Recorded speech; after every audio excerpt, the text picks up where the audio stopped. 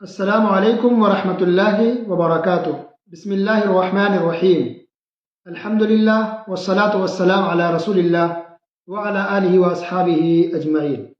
محترم خواتین و حضرات، آپ سن رہے ہیں درس قرآن پارہ نمبر 10۔ اس سے پہلے 9ویں پارے کا آخری حصہ باقی ہے، جہاں سے سورہ انفال کی شروعات ہوتی ہے، تو ہم سورہ انفال سے شروع کریں گے۔ تو سورہ انفال، یہ نفل کی جمع انفال ہے۔ اس کا لفظی مطلب ہوتا ہے زیادہ، ایکسٹرا، لفظی مطلب ہوا۔ اور اصطلاحی مطلب اسلام میں انفال کیا مطلب ہے اس کا؟ تو مال غنیمت، مال غنیمت کو انفال کہا گیا ہے۔ جسے ہم نفل نماز بھی کہتے ہیں۔ تو نفل کیوں کہتے ہیں؟ نفل کیونکہ وہ فرض سے ایکسٹرا ہے، زیادہ ہے، اسی نفل سے ہے۔ تو ایک تو لفظی حساب سے بھی ہوا، اور معنی کے شریعت کے حساب سے بھی یہ ایکسٹرا اس لیے بھی ہے، زائد چیز اس امت کے لیے، کہ جو مال غنیمت پچھلی امت میں جو حاصل ہوتے تھے۔ کیا مطلب مال غنیمت؟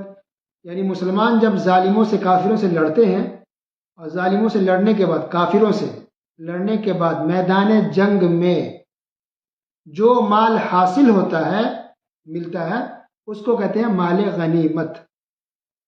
تو پہلی امت میں، یعنی پچھلی قوموں میں، پچھلے نبیوں کے زمانے میں جب مال غنیمت حاصل ہوتا تھا تو وہ لوگوں میں تقسیم نہیں ہوتا تھا، بلکہ ایک جگہ جمع کیا جاتا، اوپر سے اللہ کی طرف سے آگ آتی تھی اور سب کو جلا دیتی تھی۔ تو سارا مال جل جاتا تھا، آگ اوپر سے آتا اور آگ سب کو جلا دیتی۔ لیکن اس امت محمدیہ، یعنی ہم سب، یہ جو امت ہے، محمد صلی اللہ علیہ وسلم کی جو امت ہے، اس امت محمدیہ کے لیے مال غنیمت کو حلال قرار دیا گیا ہے، اور یہ لوگوں میں، مجاہدین میں تقسیم کیا جاتا ہے۔ ایک زائد چیز ہوئی جو پہلی قوم میں نہیں تھی، یہ ایکسٹرا چیز اللہ تعالیٰ نے اس امت محمدیہ کو دیا ہے۔ ٹھیک ہے، تو اس صورت کے اندر مال غنیمت کا ذکر ہے، اس لیے صورت کا نام انفال رکھا گیا ہے۔ جنگ بدر کے بعد، جنگ بدر جو سب سے پہلی جنگ تھی کافروں اور مسلمانوں کے بیچ میں، اور یہ سب سے پہلی جنگ کو مسلمان جیت بھی گئے تھے۔ 313 مسلمان تھے، 1000 کافر تھے، وہ بھی اسلحہ کے ساتھ تھے، اور مسلمان نہتے تھے، بغیر اسلحہ کے تھے، یعنی بغیر ہتھیار کے تھے۔ اس کے باوجود بھی اللہ سبحانہ وتعالیٰ نے مسلمانوں کو فتح دی، مسلمان جیت گئے اللہ کی مدد سے، اللہ کی توفیق سے۔ اللہ نے آسمان سے 1000 فرشتے بھی بھیجے تھے مسلمانوں کی مدد کے لیے۔ تو اب جیت تو گئے مسلمان، یہ پہلی جنگ تھی، مال غنیمت حاصل ہوا، کافروں سے ملا، ظالموں سے، میدان جنگ میں۔ تو پھر اس کو بانٹا کیسے جائے؟ کس کو کتنا ملے گا، کیسے دیا جائے گا؟ یہ مسئلہ معلوم نہیں تھا کسی کو، کیونکہ پہلی بار جنگ ہوئی تھی، پہلی بار مال غنیمت ملا۔ تو جنگ کے بعد جب یہ مسئلہ پیدا ہونے لگ گیا، لوگوں کے سوال ہے کہ اب کیا کیا جائے، کیسے حل اس کو پیش کیا جائے، کیسے بانٹا جائے مال غنیمت کو، تو اسی کے جواب میں اللہ تعالیٰ نے یہ سورت نازل فرمائی، سورہ انفال۔ اب بات سمجھ میں انشاءاللہ آ جائے گی، اب سنیے۔ یہ سورت مدنی ہے، کیونکہ جنگ بدر تو مدینہ میں ہوئی ہجرت کے بعد، یہ سورت مدنی ہے، 2 ہجری میں نازل ہوئی، جنگ بدر کے فوراً بعد۔ تو اللہ رب العالمین نے فرمایا یسألونک عن الانفال قل الانفال للہ والرسول فاتقوا اللہ واصلحوا ذات بینکم واطیعوا اللہ ورسولہ ان کنتم مؤمنین۔ یہ لوگ آپ سے انفال یعنی مال غنیمت کے بارے میں پوچھ رہے ہیں، تو اے نبی آپ کہہ دیجئے کہ مال غنیمت تو اللہ کے لیے ہے اور رسول اللہ صلی اللہ علیہ وسلم کے لیے ہے۔ تم لوگ اللہ سے ڈرو، اللہ تعالیٰ کا تقوی اختیار کرو، متقی پرہیزگار بن جاؤ، اور آپسی تعلقات کو بہتر اور اچھا کرو، اور اسی طرح اللہ اور اس کے رسول صلی اللہ علیہ وسلم کی پیروی کرو، اتباع کرو اگر تم مومن ہو۔ کیا مطلب؟ وہ سوال ہو رہا ہے مال غنیمت کے بارے میں، جواب دیا جا رہا ہے کہ اللہ سے ڈرو، اور اللہ کے لیے ہے مال غنیمت، اس کے رسول کا ہے، تعلقات اچھے کرو۔ اس کا مطلب یہ ہے کہ یہ مت سمجھو کہ یہ جنگ جو لڑی گئی ہے یا جو بھی جہاد ہوگا یا ہوا ہے، اس کا مقصد مال غنیمت نہیں ہے، مال کو حاصل کرنا یہ مقصد جنگ لڑنے کا نہیں ہے، یہ تو مال غنیمت اللہ اس کے رسول کا ہے. اصل مقصد یہ ہے کہ تقوی اختیار کرو، اصل مقصد یہ ہے کہ جنگ جیت جاؤ، اصل مقصد یہ ہے کہ عدل و انصاف کو قائم کیا جائے، اللہ کے توحید کو پھیلایا جائے، اسلام کی نشر و اشاعت کی جائے، اللہ کے دین کو، توحید کو ہر لوگوں تک پہنچایا جائے، اسلام غالب ہو، اسلام سب سے اوپر ہو، اللہ کے اس دین کو لوگوں تک پہنچایا جائے. تو تقوی اختیار کرو، متقی بن جاؤ، اپنے تعلقات کو اچھے کرو اور مضبوط بن کر کے دشمنوں سے لڑو اور جیت حاصل کرو، فتح حاصل کرو. اجر و ثواب حاصل کرنا اور دین کو پھیلانا یہ جہاد کرنے کا مقصد ہے، مال غنیمت حاصل کرنا مقصد نہیں. یہ مطلب ہے. تو اب مال غنیمت بھی مجاہدوں میں تقسیم کر دیا جائے گا. یہ اللہ کے ساتھ اللہ کا انعام ہے، یہ اشترا الگ سے یہ نعمت دی گئی کہ چلو مال غنیمت بانٹ لو آپس میں جو ملا ہے، ورنہ اصل مقصد اجر و ثواب ہے، جنت حاصل کرنا ہے، اللہ کے دین کو پھیلانا ہے. ٹھیک ہے. تو اس طرح سے اللہ تعالیٰ نے سورہ انفال کے شروع میں کئی آیتوں میں تقریباً 5 آیت تک اللہ نے تقسیم نہیں بتایا کہ مال کیسے تقسیم کرنا ہے. 5 پیج تک سورہ انفال کے شروع کے 5 صفحات، 5 پیج تک اللہ نے ہدایت کی، رہنمائی کی، تقوی اختیار کرنے کو کہا، مومنوں کی کیا پہچان ہے، مومن کو کیسا ہونا چاہیے یہ بتایا اپنے اللہ تعالیٰ نے 5 پیج تک، 5 صفحہ تک. اس کے بعد اللہ نے 10ویں پارے کی پہلی لائن میں مال غنیمت کو کیسے تقسیم کیا جائے وہ مسئلہ اللہ نے بیان کیا. تو شروع کے 5 پیج میں 5 صفحات میں کیا بات اللہ نے بیان کی؟ ان میں سے ایک بات یہ بھی ہے، اللہ نے کہا انما المؤمنون الذين اذا ذكر الله وجلت قلوبهم واذا تليت عليهم اياته زادتهم ایمانا وعلى ربهم يتوکلون. کہ مومن وہ ہوتے ہیں، دیکھیے مومن مرد عورت کون ہوتے ہیں کہ جب اللہ کا ذکر کیا جائے، اللہ کا نام آئے تو ان کے دل پگھل جاتے ہیں. اللہ کی آیات کا، قرآن کی آیات کی تلاوت کی جائے، پڑھا جائے اور اللہ کا ذکر ہو تو مومن کے دل پگھل جاتے ہیں، انسان کو رونے جیسا ہونے لگتا ہے، دل نرم اور موم ہو جاتا ہے، ایمان اس کا بڑھ جاتا ہے اور اللہ پر بھروسہ اور بھی زیادہ ہو جاتا ہے. اگر یہ صفت پیدا ہوئی آپ کے اندر تو گویا کہ آپ مومن ہیں. سبحان اللہ.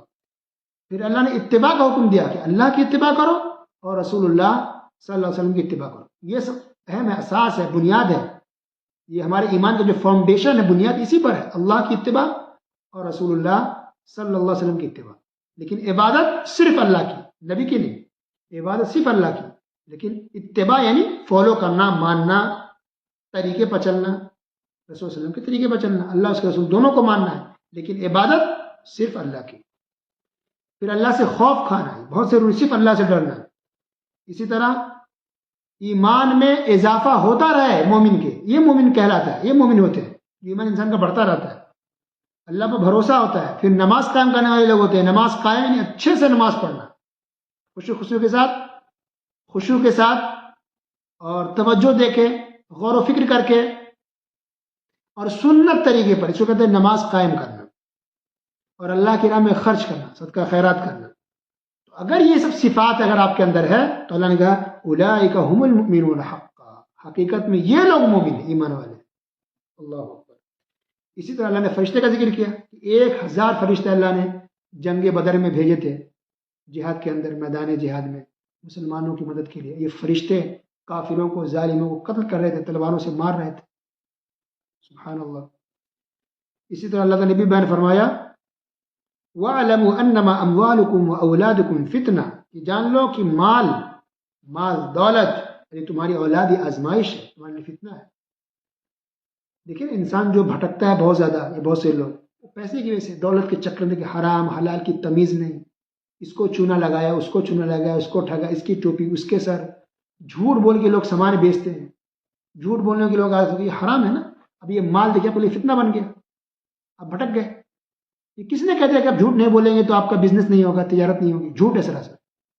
یہ فرض ہے کہ ہم سچ بول کر کے بزنس کریں، چاہے 2 پیسے ہم کم کمائیں. جھوٹ بولے گا اگر آپ سامان بیچتے ہیں تو یہ مال آپ کے لیے حرام ہے. اس طرح سے بہت ساری حدیث ہے. مال کی وجہ سے دیکھیں انسان کتنے فتنے پڑتا ہے، جھوٹ بولتا ہے، پیسہ لیتا ہے واپس نہیں کرتا ہے، ہڑپ کر جاتا ہے، ٹھگتا ہے لوگوں کو، بیوقوف بناتا ہے، فراڈ کرتا ہے، سود بیاج کے چکر میں انسان پڑ جاتا ہے. یہ مال فتنہ، بہت بڑا فتنہ مال انسان کے لیے.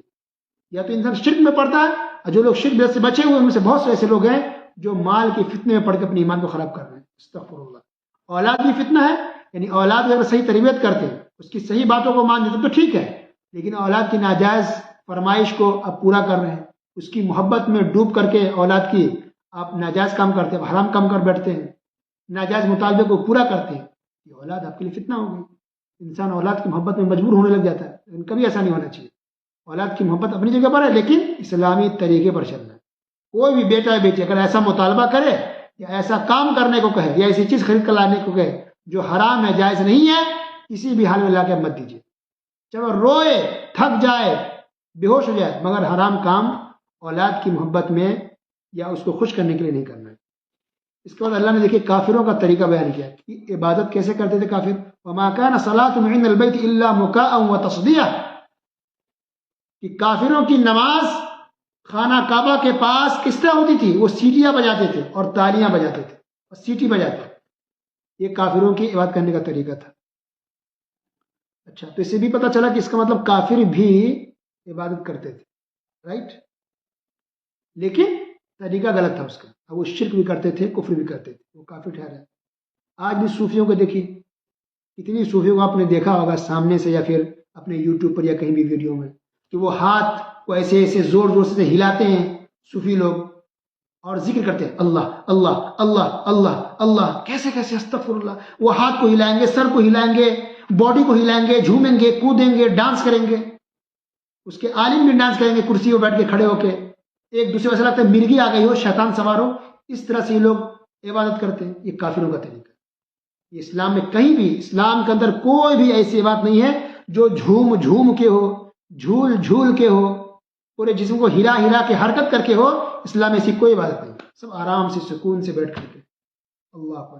یہ جھولنا، اٹھا پٹک کرنا، یہ ڈانس کرنا، یہ ہلانا، ہاتھ کو جھڑکنا، بے ہوش ہو جانا، لیٹ جانا، پلٹی مارنا شیطانوں کی طرح، یہ سب صوفیوں کے کا طریقہ ہے.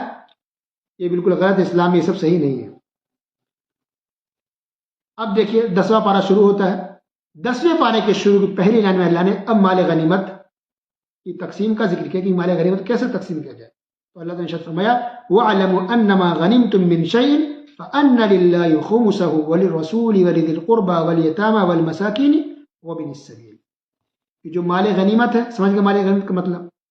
تو اس کے 5 حصے کیے جائیں گے مال غنیمت کے. اس میں سے ایک حصہ اللہ اور اس کے رسول صلی اللہ علیہ وسلم کا ہوگا. اور پھر جو رسول صلی اللہ علیہ وسلم کو ملے گا یہ 5 حصے میں سے ایک حصہ، پھر یہ ایک حصہ 5 جگہ تقسیم ہوگا. کس کو ملے گا؟ ایک حصہ اللہ کے رسول صلی اللہ علیہ وسلم کو ملے گا، انہیں خود رکھیں گے اپنے خرچ کے لیے، گھر کے خرچ کے لیے. اور پھر نمبر 2 رشتہ داروں کو دینے کے لیے، اہل بیت رشتہ دار. نمبر 3 یتیموں کو دینے کے لیے. نمبر 4 مسکینوں کو، غریبوں کو دینے کے لیے. اور نمبر 5 مسافروں کو دینے کے لیے. یہ 5 جگہ تقسیم ہوگا. اب جو 4 جگہ بچا ہے مال غنیمت کا حصہ، یہ 4 حصہ یہ مجاہدین میں تقسیم ہوگا. جو لوگ میدان جنگ میں ہیں، جنہوں نے لڑا ہے ظالموں سے، تو 4 حصہ مال غنیمت کا مجاہدین میں، لڑنے والوں میں، فوجیوں میں تقسیم کیا جائے گا. یہ ہے مال غنیمت کو تقسیم کرنے کا اسلامی طریقہ. نہ کسی کو کم، نہ کسی کو زیادہ، اس طرح سے بانٹا جائے گا.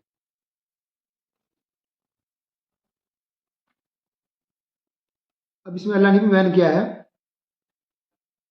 کہ جب جنگ بدر، کچھ اللہ نے نقشہ کھینچا ہے جنگ بدر کا، اس سے کچھ حالات ہیں کیسے کیسے ہوئے یا پھر کیا ہوا. تو اس میں سے پھر ایک حدیث میں اس کی وضاحت موجود ہے کہ جب مشرکین، جب مکہ کے مشرکین جب نکلے جنگ بدر کے لیے لڑنے کے لیے، تو مکہ کے مشرکوں کو یہ ڈر تھا اپنے حریف قبیلے بنی بکر بن کنانہ سے کہ وہ میرے جانے کے بعد تکلیف پہنچائیں گے.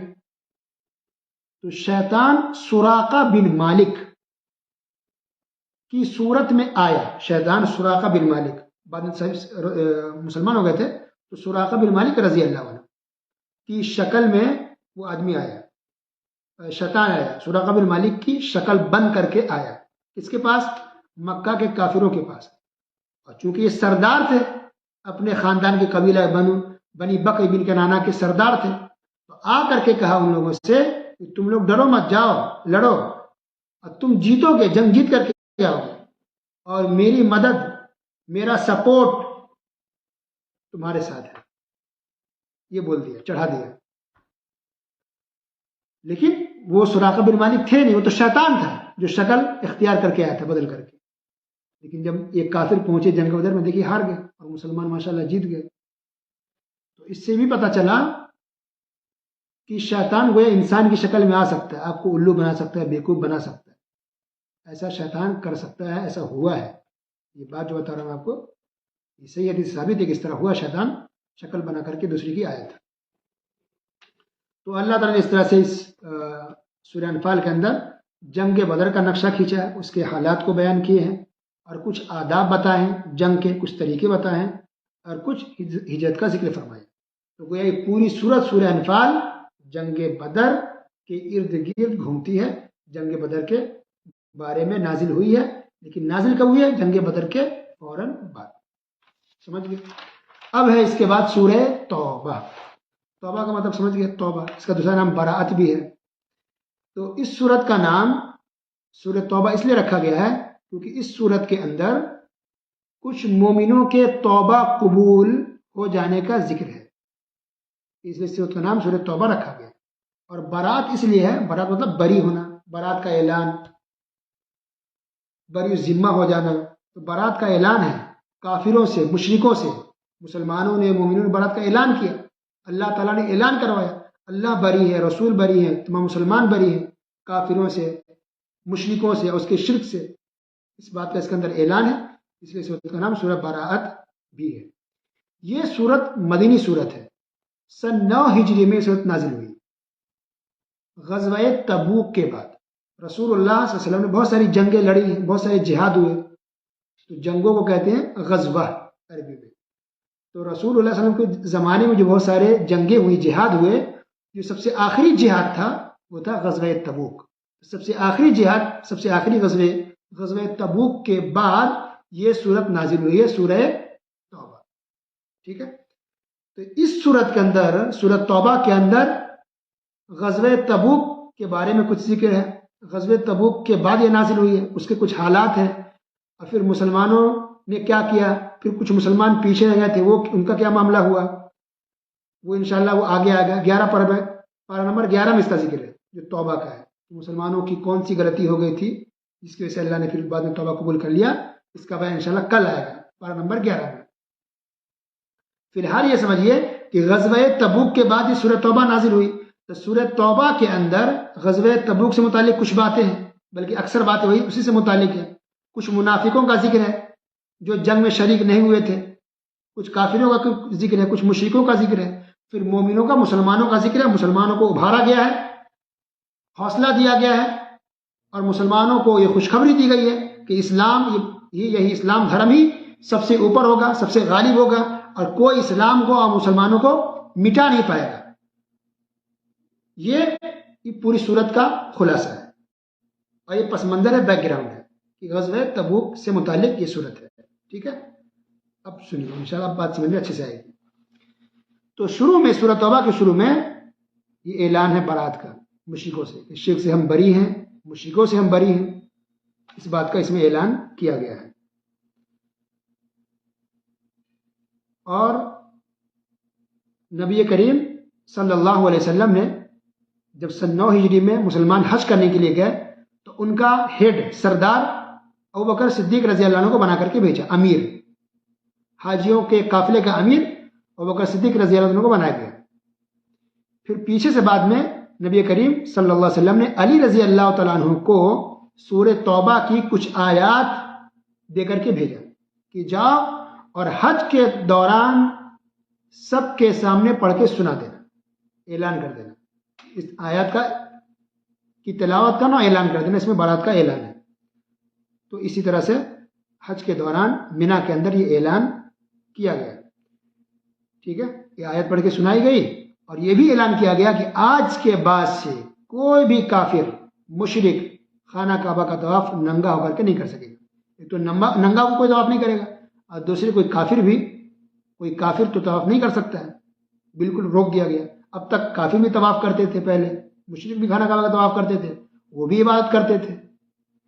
اس سے پتہ یہ بھی چلتا ہے اللہ اکبر کہ اگر کوئی مسلمان، جو کہتے ہیں نا کہ جہاں جو قرآن کے اندر شرک کی بات ہے، غیر اللہ کو مت پکارو، تو کچھ لوگ کہتے ہیں نہیں یہ تو کافروں کے بارے میں ہے. نہیں، یہ سب کے بارے میں ہے. بہت بڑی غلط فہمی ہے.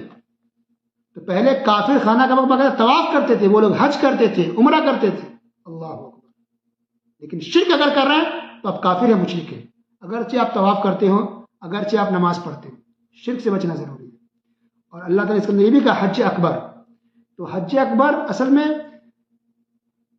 یوم النحر کو کہتے ہیں، یعنی بقرعید کا جو پہلا دن ہوتا ہے، جس دن حاجی مینا میں ہوتے ہیں، کنکری مارا جاتا ہے، جانور ذبح کیا جاتا ہے، طواف بھی لوگ کرتے ہیں. سب سے زیادہ کام ذی الحجہ کی 10ویں تاریخ کو ہوتا ہے.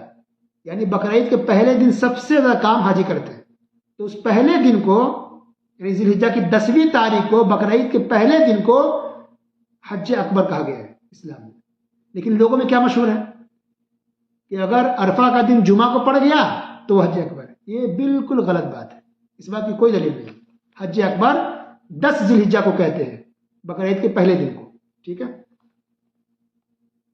اور پھر اللہ نے بھی اعلان کر دیا کہ جو کافر ہے، مشرک ہے، اللہ کافروں کا کوئی بھی عمل قبول نہیں کرے گا. عمل قبول ہونا تو اس کے لیے مسلمان ہونا، اسلام دھرم کو قبول کرنا ضروری ہے. پھر اس کے بعد کچھ آیات کے بعد پھر اللہ نے بھی بیان فرمایا کہ باپ، اولاد، بیوی، دولت، کچھ بھی ہو، یہ ساری چیزیں، ان میں سے کوئی بھی چیز اگر اللہ اس کے رسول سے زیادہ اگر محبوب ہو جائے تو اللہ کا عذاب ہم پر آ سکتا ہے. یعنی ہمارے دلوں میں سب سے زیادہ محبوب کون ہو؟ اللہ اور اس کے رسول صلی اللہ علیہ وسلم. ہمارے ماں باپ، بیوی، بچے، سب چیز سے زیادہ پسندیدہ کون ہو؟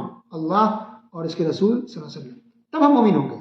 اگر ان سے زیادہ محبوب اللہ اس کے رسول سے محبوب دولت ہے، بزنس ہے، ہماری شہرت ہے، نام ہے، سماج ہے، تو پھر ہم مسلمان نہیں ہو سکتے. اور اس کے بعد پھر اللہ تعالیٰ نے جنگ حنین کا ذکر کیا. 3 آیت کے اندر، صرف 3 آیت کے اندر اللہ نے جنگ حنین کا تھوڑا سا مختصر ذکر کیا. جنگ حنین، حنین اصل میں ایک جگہ ہے جو مکہ اور طائف کے بیچ میں، وہاں جنگ لڑی گئی، اس کے لیے اس کو جنگ حنین کہتے ہیں. اس کے اندر مسلمانوں کی تعداد 12,000 تھی. ماشاء اللہ. تو مسلمانوں کو تھوڑا سا یہ ہوا کہ تو بہت بڑی تعداد میں آج اس جنگ کے اندر ہم تو جیت جائیں گے. اللہ اکبر. کافر لوگ تیر چلانے لگ گئے، مسلمان پریشان ہو گئے اور مسلمان بھاگنے لگ گئے میدان جنگ کو چھوڑ کر کے. اللہ کے رسول صلی اللہ علیہ وسلم نے اعلان کیا، لوگوں کو آواز دی، بلایا، لڑو، ہمارے ساتھ رہو، میں رسول ہوں، میں سچا رسول ہوں، ہمیں لڑنا ہے کافروں سے.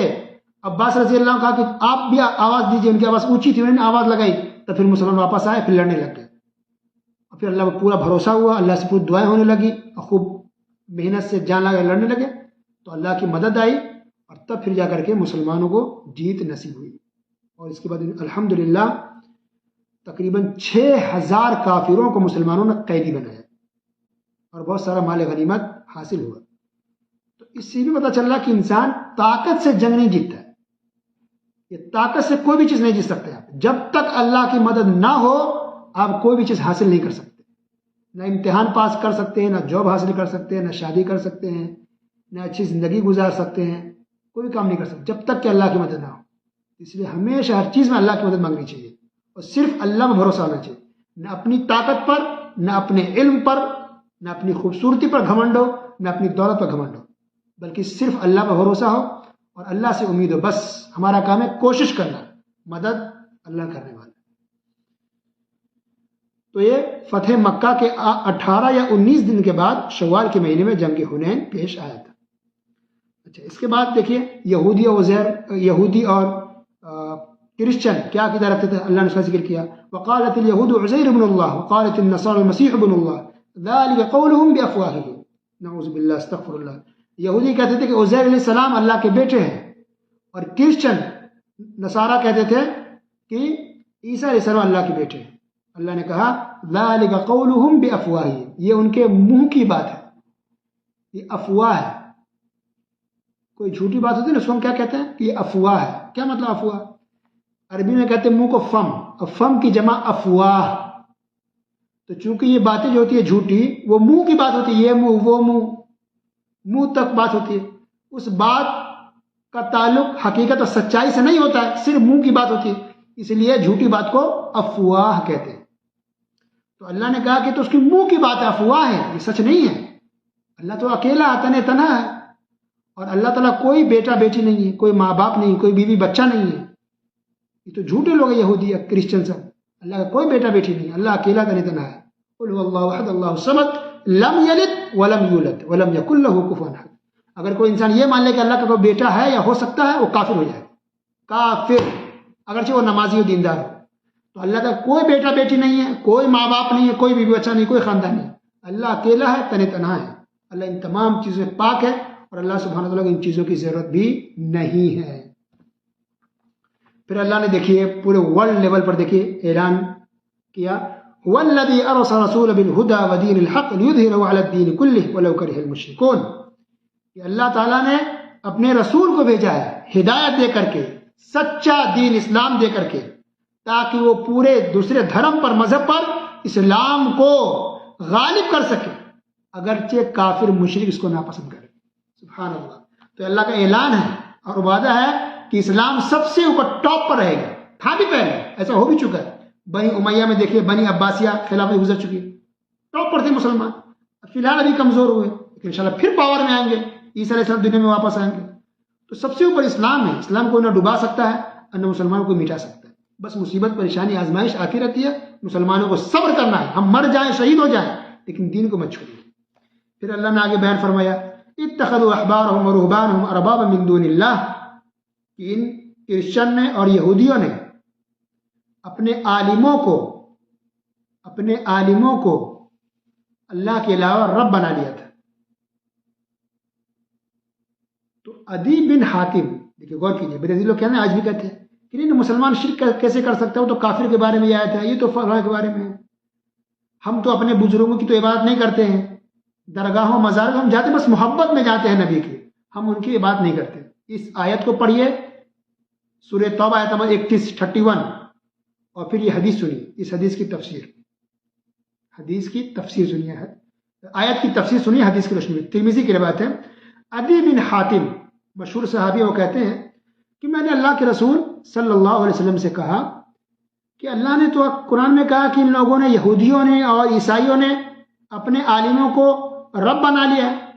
تو یہودی اور عیسائی تو اپنے عالموں کی تو عبادت نہیں کرتے ہیں، اپنے عالموں کی، اپنی مفتیوں کی، اپنی پادریوں کی تو عبادت تو نہیں کرتے.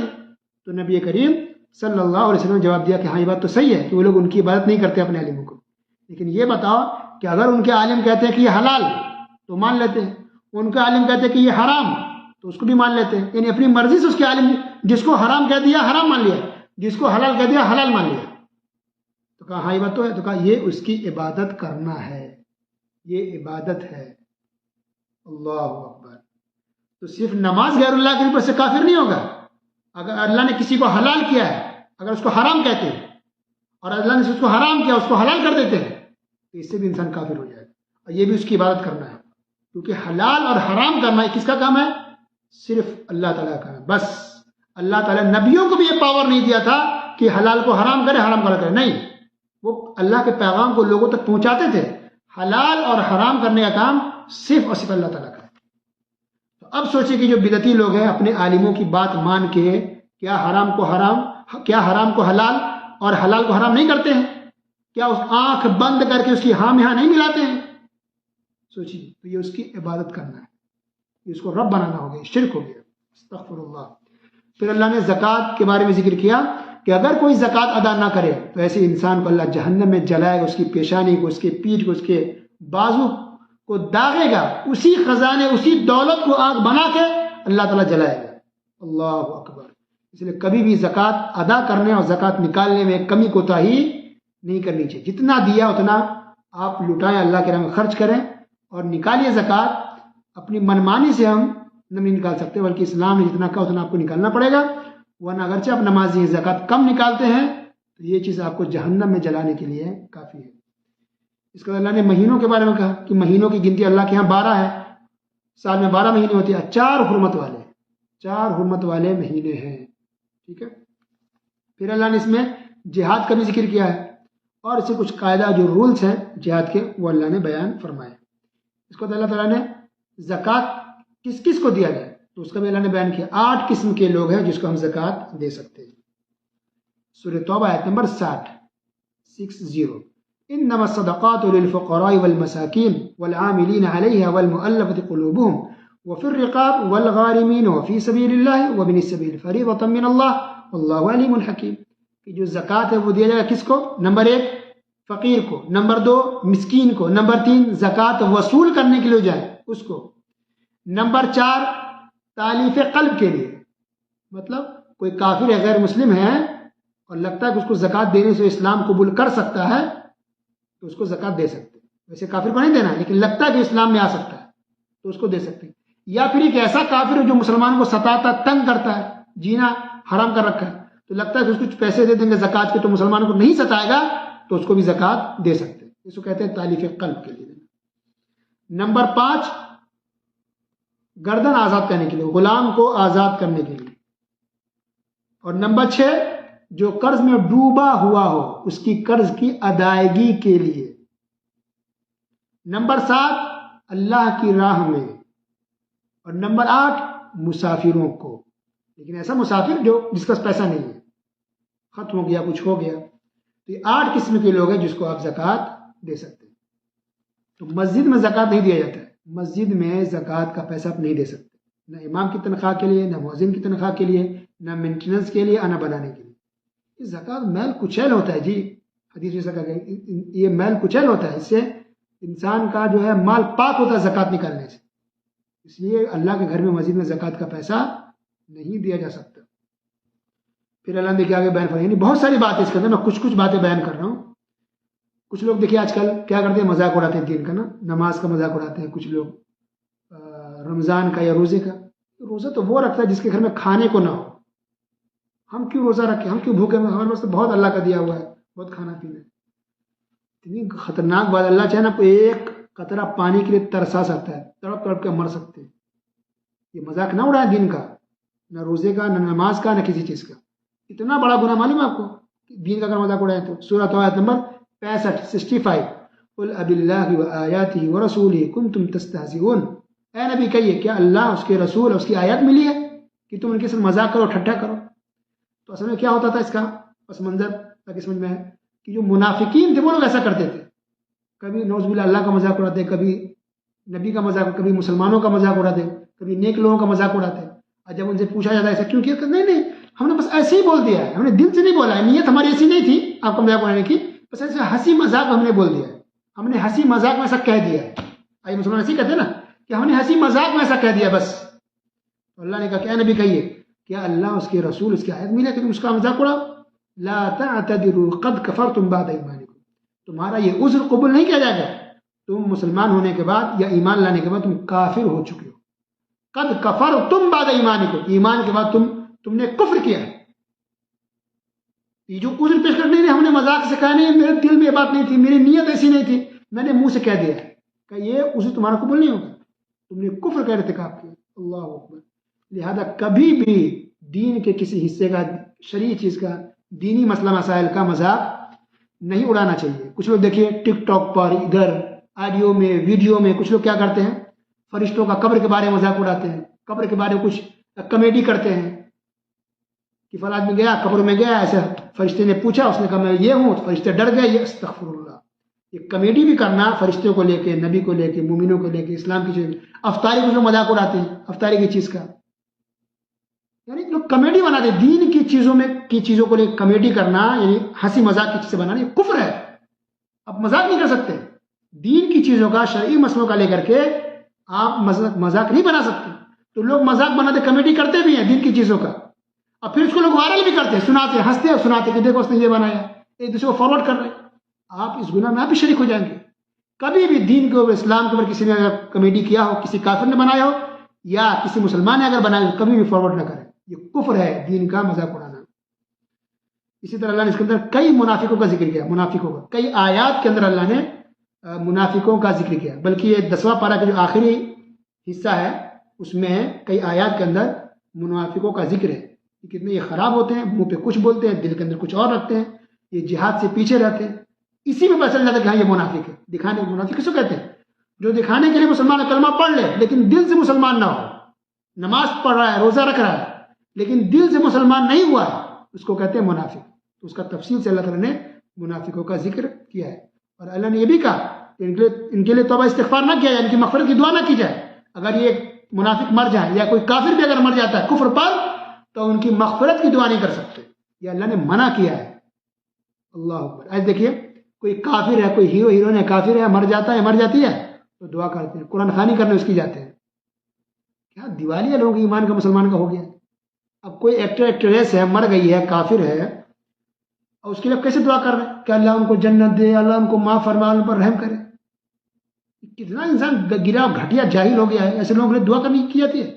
اگر وہ ہیرو ہیروئن نہ بھی ہو تب بھی اگر کوئی کافر مر جائے تو ان کی بخشش اور مغفرت کی دعا ہم نہیں کر سکتے کہ اللہ اس کو معاف کر دے، بخش دے. یہ منع ہے، ہم نہیں بول سکتے کہ اللہ اس کو معاف کر دے. وہ کافر ہو کے مارا، اس کی بخشش ہے ہی نہیں، اللہ نے اعلان کر دیا، تو اس کے لیے دعا نہیں کر سکتے مغفرت کی. اب کوئی بھی دعا نہیں، کافر ہو کے مر گیا تو اب اس کے لیے کچھ فائدہ ہی نہیں. لیکن زندہ ہے تو یہ دعا کر سکتی ہے اللہ ان کو ہدایت دے، اللہ ان کو سیدھے راستے دے، یہ چلے گا. لیکن مرنے کے بعد کوئی فائدہ نہیں ہو اس کی دعا کرنے سے. تو مغفرت کی دعا ہم کافروں کے لیے نہیں کر سکتے، چاہے وہ ہمارے رشتہ دار کی نہ ہو، ہمارا پڑوسی کی نہ ہو. کفر کی حالت میں اگر کوئی مرا ہے تو اس کے لیے دعا نہیں کی جا سکتی. لیکن جب زندہ ہے تب ان کے لیے دعا کریں کہ اللہ ان کو ہدایت دے، اللہ سیدھے راستے پر چلا، ان کی کوشش کرے ان کے لیے کہ وہ اسلام قبول کر لے، سیدھے راستے پر آ جائے، سچے راستے پر آ جائے، کوشش کرنی چاہیے. اور پھر اخیر میں 10ویں پارے کے بالکل اخیر میں اللہ نے کچھ آیت کے اندر اللہ نے مخلص مومنوں کا اور مسلمانوں کا ذکر کیا کہ جو مومن ہوتے ہیں، مخلص دل سے مسلمان ہوتے ہیں. سبحان اللہ، کتنے اچھے ہوتے ہیں. اللہ اکبر. اس کی ضرورت ہے کہ ہم مخلص ہوں، دل سے ہم مسلمان بنیں، دل سے ہم اللہ اس کے رسول صلی اللہ علیہ وسلم کو مانیں، دل سے ہم عمل کریں، اور دل سے، دل کی گہرائی سے اسلام کے احکام کو فالو کریں اور اس کے مطابق زندگی گزاریں. اللہ تعالیٰ ہم سب کو مخلص بنائے، ہم سب کو اخلاص کے ساتھ، سچائی کے ساتھ، دل سے اسلام پر عمل کرنے کی توفیق عطا فرمائے. ہر طرح کے شرک سے، کفر سے، نفاق سے، بدعت سے، خرافات سے اللہ ہم سب کو بچائے. آمین. وصلی اللہ علی نبینا محمد وعلی آلہ وصحبہ اجمعین. السلام علیکم ورحمۃ اللہ وبرکاتہ.